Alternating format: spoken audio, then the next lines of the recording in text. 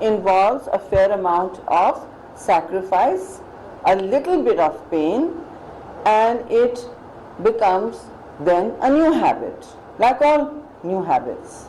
And for those of you, most young people here, who have not seen anything but plastic bottles, there was not many decades ago, the whole of Pakistan was using glass and boiling their water and filtering it, right? I mean, this may seem like an expensive option, but it's not really, because it's reusable and reusable and reusable. I've had this for a year now, same bottle, it goes with me everywhere. The same jug gets reused in the home. So it's probably more economically feasible if you feel like buying bottles, which sometimes you have to and travel, and for various expediencies. Then there are now local bottling companies we have encouraged. They are making glass bottles like they used to long ago.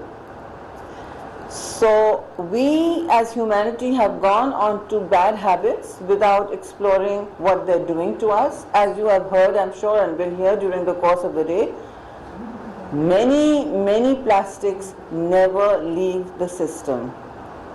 I was in Paris just 4 or 5 days ago for the great plastic ban treaty that the world has begun negotiating. I said all this to them. I said, this recycle business is important, it's good, please do it, but please don't tell us that it is a substitute for reusing or reducing, because obviously big industry is involved everywhere.